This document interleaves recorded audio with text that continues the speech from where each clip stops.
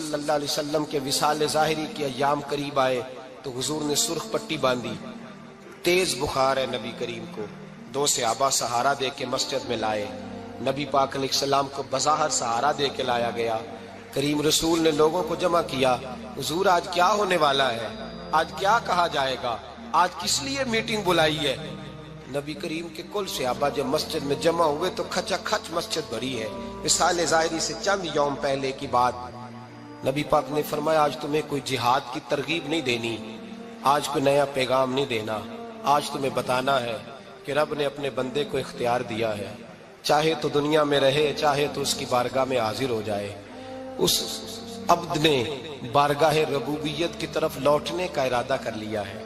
حضرت صدیق اکبر رونے لگے تو صحابہ نے کہا تمہیں کیا ہوا؟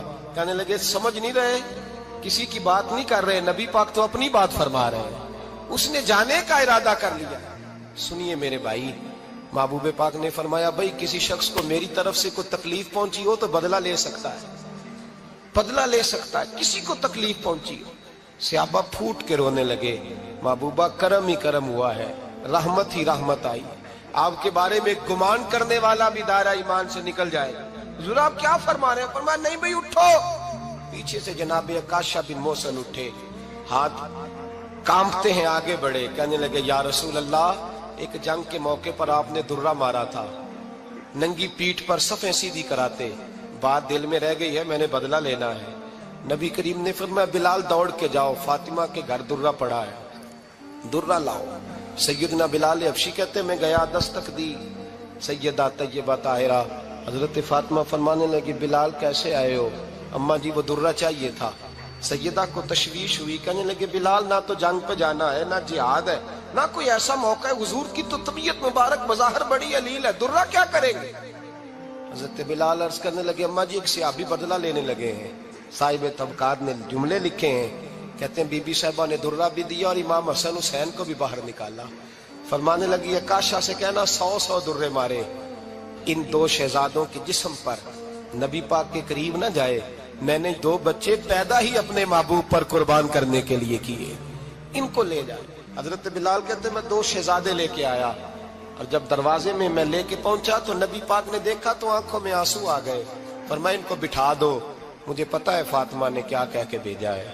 حضرت سیدنا بلال فرماتے ہیں درہ میں نے جناب عکاشہ کو دیا، حضرت عکاشہ درہ لے کے آگے جو بڑھے تو حضرت ابو بکر صدیق نے ان کے پیروں پہ ہاتھ رکھا، فرمایا عکاشہ میری طرف آ یار، مجھے مار درے، نبی پاک کے قریب نہ جا۔ مصطفیٰ کریم نے فرمایا ابو بکر تو ہٹ جا، اسے آنے دے۔ فرماتے ہیں میں چند قدم آگے گیا تو مولا علی شیر خدا نے میرے پیر پہ ہاتھ رکھا، کہنے لگے عکاشہ سوچ تو صحیح تو کیا کر رہا ہے؟ حضور نے فرمایا علی ہٹ جاؤ، میرا اور ان کا معاملہ ہے۔ جناب عکاشہ آگے بڑھ رہے، نبی کریم نے فرمایا میں اپنی امت کو درس دینا چاہتا ہوں، خبردار خبردار زندگی میں تمہارے ہاتھ سے زبان سے کسی کو تکلیف نہ پہنچنے پائے، خبردار یاد رکھنا وہ معاشرے بگڑ جاتے ہیں، وہ معاشرے تباہ کر دیے جاتے ہیں جہاں ظلم ہوتا ہے، جہاں زیادتی ہوتی ہے، جہاں لوگوں کو ستایا جاتا ہے۔ محبوب کریم کے قریب آئے حضرت عکاشہ کا حضور میری پیٹھ ننگی تھی، آپ بھی ذرا کپڑا ہٹائیے۔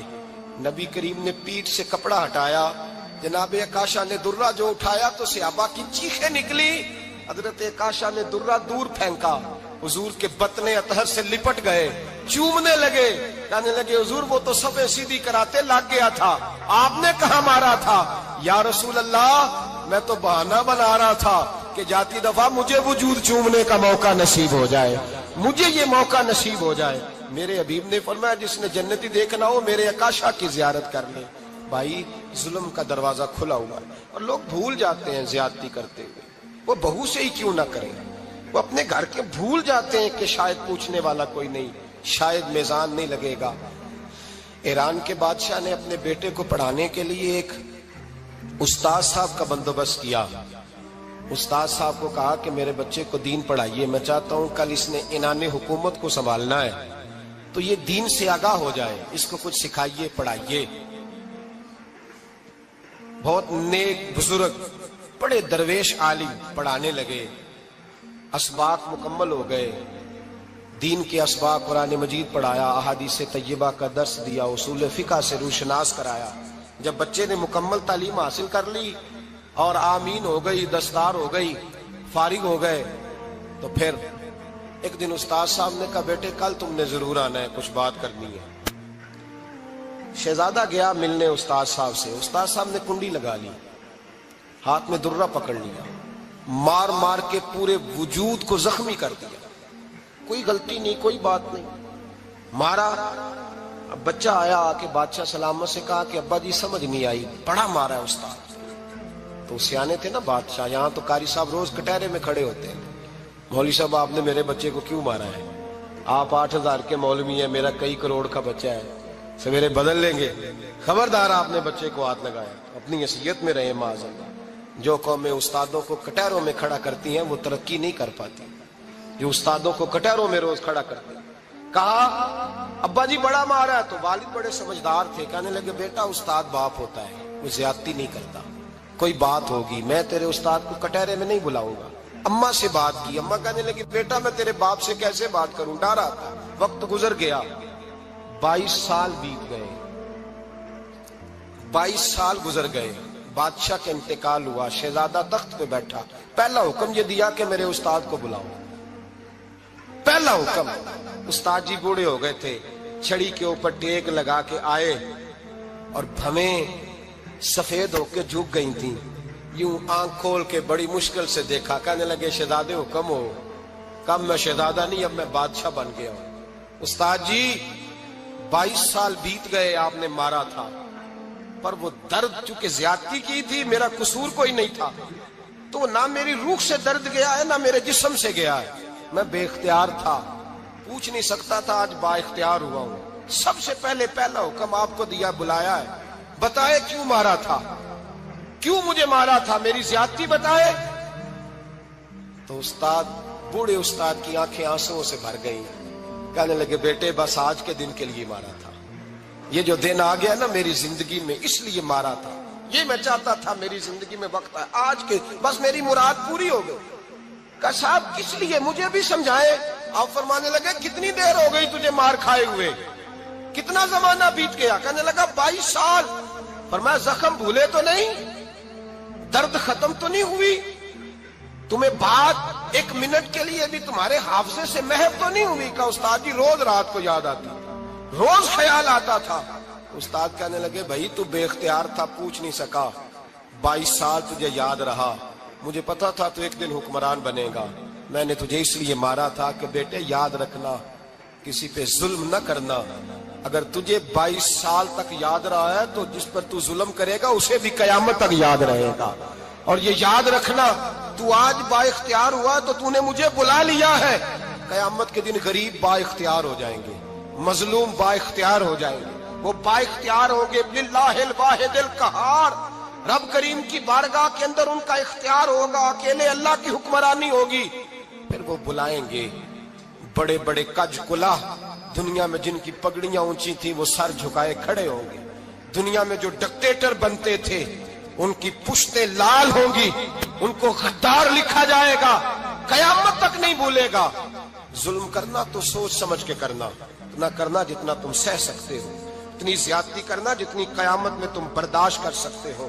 میرے نبی کریم صلی اللہ علیہ وسلم نے فرمایا ظلم سے بچو، یہ قیامت کے اندھیروں میں سے ایک اندھیرا ہوگا، زندگی میں زیادتی نہ کریں، اگر تھوڑی دیر کے لیے کوئی چیز برداشت کر جائیں گے تو وہ فائدہ دے جائے گی، کچھ دیر کے لیے اگر سہ جائیں گے تو نفع مل جائے گا، سہنے کی کوشش کریں لیکن زیادتی نہ کریں، نظر کو، سوچ کو، ذہن کو پاک رکھیں، اور میرے بھائی زندگی پوری ظلم سے بچیں، زیادتی سے بچیں۔ امیر المومنین حضرت جناب سیدنا عمر فاروق رضی اللہ تعالیٰ عنہ رات گھر میں تھے تو رونے لگے، بڑی دیر تک روتے رہے، والدہ اٹھی تو صاحبزادے سے کہنے لگی پتہ کرو تمہارے باپ کو کیا مسئلہ ہے۔ شہزادے آئے، کہنے لگے امیر المومنین والد گرامی کیا ہوا؟ تو حضرت عمر فاروق کہنے لگے بیٹا اپنی اماں کو بلاؤ۔ والدہ آ گئی، کیا بات ہے؟ کچھ طبیعت خراب ہے تو حکیم کا بندوبست کیا جائے۔ تو حضرت عمر کہنے لگے کچھ بھی نہیں، آج مسجد سے نکلا ہوں تو نبی پاک کے صحابہ میری تعریفیں کر رہے تھے۔ یہ حضرت فاروق اعظم کے وصال کے قریب کے دن ہے، تعریفیں تو حضرت یہ رونے کی بات ہے کہ خوش ہونے کی؟ آپ فرمانے لگے نہیں، سوچتا ہوں बाहर तो मैं अच्छा रहा हूं, पता नहीं घर में ही कोई ज्यादती ना हो गई हो, पता नहीं तुम्हारे साथ भी मेरे मामला ठीक थे कि नहीं। सहाबा तो तारीफ करते हैं, रो रहा हूं तुम्हारी वजह से ही ना उलझ जाऊं, बीवी ही ना कहे मेरा हक ही अदा नहीं किया। ये लफ्ज कहते कहते पहाड़ है ये शख्स, कैसर किसरा कांपते हैं। हजरत उमर रो पड़े, बीबी से कहने लगे मुझे अल्लाह की रजा के लिए माफ नहीं कर देती, मेरे ऊपर बोझ था उम्मत का, मैं सारी रात मदीने की गलियों में फिरता था, दिन सारा मस्जिद में गुजरता था, मैं तुझे वक्त नहीं दे पाया, माफ नहीं कर देती। तो ज़ौजा कहने लगी नहीं उमर, मैंने भी जिंदगी में अपना कोई सुख चैन नहीं देखा, कोई चाव पूरा नहीं किया, मैं कैसे माफ कर दूं, मैं नहीं माफ करती। हजरत उमर जमीन पे बैठ गए, रोने लगे, कहने लगे चल माफ कर दे। कहने लगी एक वादा करो, कयामत के दिन रब करीम की बारगाह में मेरी सिफारिश करोगे, अल्लाह की बारगाह में अर्ज करोगे कि अल्लाह अच्छी थी, मुझे कपड़े धो के देती थी, रोटी पका के देती थी, मेरी इज्जत की मुहाफिज थी। जनाब उमर कहने लगे तेरे साथ वादा है, रब अपने फजल से उमर को जन्नत देगा तो उमर तुझे जन्नत में साथ लेकर के जाएगा, तेरे साथ वादा है। अरे भाई, जिनके दिलों में एहसास था कि हमसे कोई ज्यादती ना हो जाए किसी जगह, वो तो यहाँ तक मामला करते थे, यहाँ तक उनका ख्याल रहता था।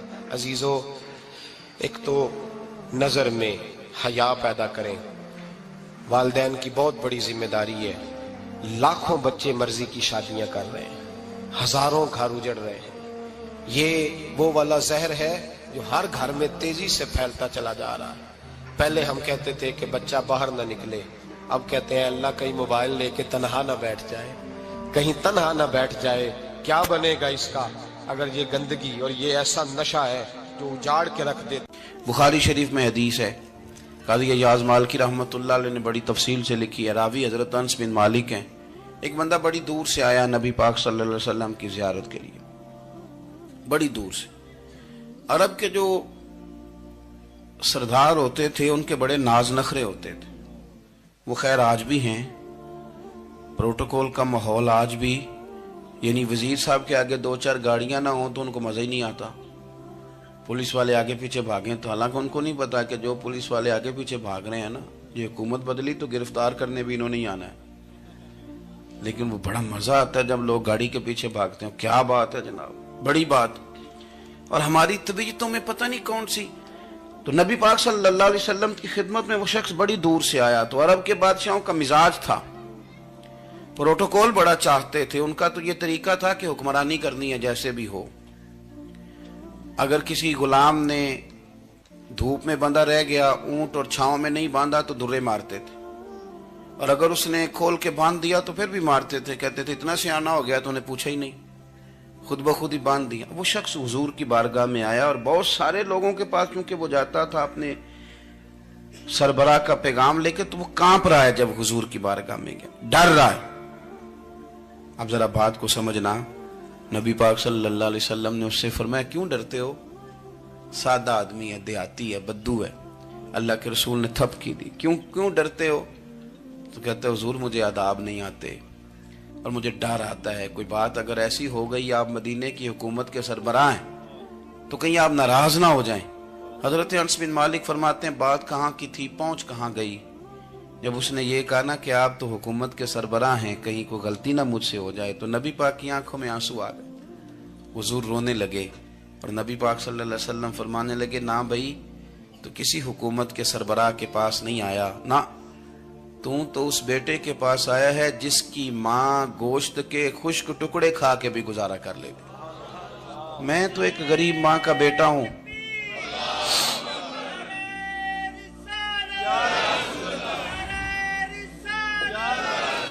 भाई अगर आपका ये ज़ौक बन जाए, देखो ना आज तो लोग भूल जाते हैं ना, कपड़े बदल लेते हैं तो वो समझते हैं कि शायद सारा कुछ ही बदल गया, यानी गांव से आकर पढ़ने वाले भूल ही गए हैं कि किसकी माँ ने कितना जेवर बेचा।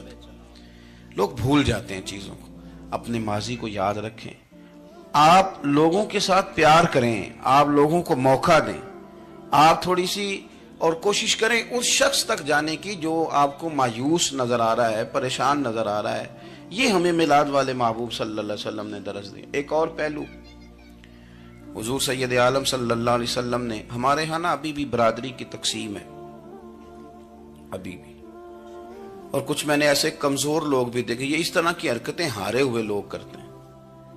ہارے ہوئے لوگ جو اپنے آپ کو سمجھتے ہیں کہ میں کوئی بڑا آدمی ہوں.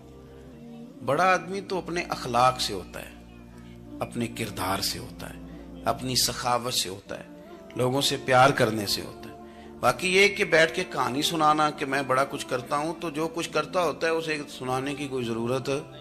ایک اور بہت سارے لوگ آپ تعزیت کرنے جائیں نا والد کے انتقال کے بعد, تو ان بیچاروں کو بتانا پڑتا ہے کہ ابا جی میرے بغیر دوائی نہیں کھاتے تھے. تو میں کہتا ہوں اگر تیرے بغیر نہیں کھاتے تھے پھر بتانے کی ضرورت نہیں, پھر تو سارے گاؤں کو پتا ہوگا کہ تیرے بغیر نہیں کھاتے تھے. اور اگر کوئی دال میں کالا ہے تو پھر تیری وضاحت کوئی بندہ قبول نہیں کرے گا. تو آپ کو بتانا کیوں پڑ رہا ہے, اور آپ بار بار اس بات کا ذکر کیوں کر رہے ہیں کہ ہم بہت بڑے قبیلے کے ہیں؟ صاحب اگر آپ بڑے قبیلے کے ہیں تو پتہ ہوگا سارے علاقے کو آپ کتنا لوگوں کا خیال کرتے ہیں, آپ کس قدر محبت کرتے ہیں, آپ کا انداز کریمانہ کس طرح کا. پھر آپ کو بتانے کی کوئی ضرورت نہیں ہوتی, پھر خود بخود خبر ہوتی. حضرت سیدنا ابو ذر غفاری رضی اللہ تعالیٰ عنہ, قبیلہ بنو غفار ایک بڑی شاخ تھی قبیلوں میں سے.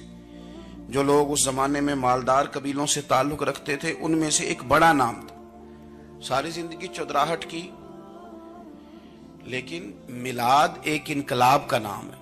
میں میلاد منانے والے دوستوں سے گزارش کرتا ہوں کہ آپ ہر سال میلاد منائیں, اور ہر سال میلاد کے بعد آپ تھوڑے بدل بھی جائیں, یعنی تھوڑے سے بدل جائیں. کچھ لوگ کہیں یار یہ داڑھی میں نے نا 12 ربیع الاول والے دن رکھی تھی, یہ میری میلاد والی داڑھی ہے. اور داڑھی رکھیں بھی نبی پاک کی مرضی کی.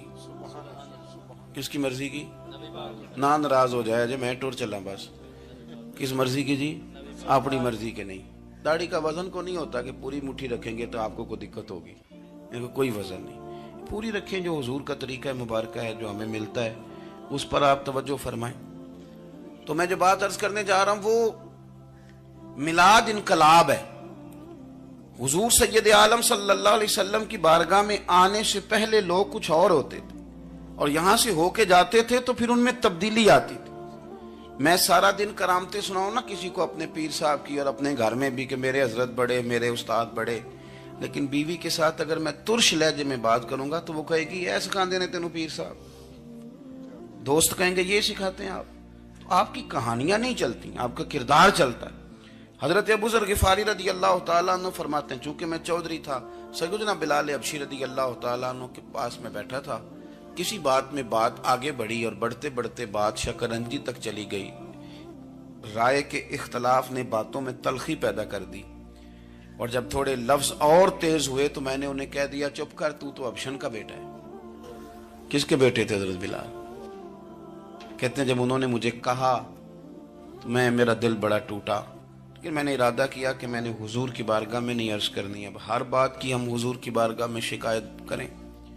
لیکن میں جا کے مسجد میں بیٹھا, اور جب سرکار آئے نا, ارادہ نہیں تھا کہ عرض کروں گا, لیکن حضور کا چہرہ دیکھا تو دکھ میرا خود ہی تازہ ہو گیا. رونے کا بھی تو تب ہی مزہ آتا ہے نا کوئی اپنا ملے تو. فرماتے ہیں کہ میرے آنسو نا بغیر اختیار کے چھلک پڑے, اور میں کھل کے روئے, کھل کے. قربان جاؤں محبوب کے بھی حضور نے پاس نہیں بلایا, بلکہ نبی پاک اٹھ کے خود میرے پاس آئے اور مجھے کندھوں سے پکڑ کے سینے سے لگایا. اور جب میں کھل کے رو لیا تو حضور میرے آنسو پوچھنے لگے. کچھ شعر ایسے ہوتے ہیں جو کسی نے کہے ہوتے ہیں, اور کہنے والا جو ہوتا ہے وہ صاحب حال ہوتا ہے, تو اس میں کچھ خوبصورتی زیادہ ہی ہو جاتی ہے. ایک پنجابی کے شاعر ہمارے گجرات میں گزرے, بزرگ تھے, ان کا ایک شعر ہے, وہ کہتے ہیں ایک واری میری آنکھیاں چوں اونا نے اتھرو پونجے سن. ایک واری میری آنکھیاں چوں اونا نے اتھرو پونجے سن, ہن تے چسکا پہ گیا رونے دا. ایک واری میری آنکھیاں چوں اونا نے اتھرو پونجے سن, ہن تے چسکا پہ گیا رونے دا, تے ہر ویلے آہو زاری دا. تو میں روز رونے لگا ہوں, مزہ ہی بڑا آیا ہے جب سے محبوب نے چپ کرانا شروع کیا میرے عزیز. اور پھر حضرت بلال حبشی رضی اللہ تعالیٰ عنہ چونکہ حضور کے غلام تھے, اور انہیں پتا تھا کہ سرکار میری ناز برداری کرتے ہیں, حضور نے چپ کرایا. فرمایا کیوں روتے ہو؟ تو عرض کرنے لگے یا رسول اللہ صلی اللہ علیہ وسلم, اگر میں ابشن کا بیٹا ہوں تو میری تو غلطی کوئی نہیں نا, یہ تو تقسیم اللہ کی ہے نا. الذی خلقک فسواک فعدلک فی ای صورت ما شاء رکبک. جس طرح وہ چاہتا ہے، جس کو چاہتا ہے اس طرح کی اس کی صورت بنا دیتا ہے. تو مجھے ابشن کا بیٹا کہا جاتا ہے، میری غلطی کیا ہے؟ حضرت بلال نے بھی نہیں بتایا کس نے کہا. لیکن نبی پاک صلی اللہ علیہ وسلم نے کیا فرمایا؟ امام یوسف صالحی نے لکھا ہے، ذرا غور کرنا بات پر، تسلیاں لوگ اور رنگ میں بھی دیتے ہیں پر یہ تسلی بڑی انوکھی ہے. حضور فرمانے لگے، بلال اگر تو ابشن کا بیٹا ہے تو پریشان کیوں ہوتا ہے؟ کالے رنگ والی ماں کا بیٹا ہے تو پریشان کیوں ہوتا ہے اگر تیری والدہ کا رنگ کالا ہے تو؟ عرض کی حضور آپ کیا فرمانا چاہتے ہیں؟ تو سرکار فرمانے لگے، میں 2 ماؤں کا بیٹا ہوں، ایک جناب آمنہ جنہوں نے مجھے پیدا کیا اور ایک حضرت ام ایمن جنہوں نے میری پرورش کی، مجھے بڑا کیا. حضور فرمانے لگے، میری ماں آمنہ کا رنگ گورا تھا اور میری ماں ام ایمن کا رنگ کالا ہے.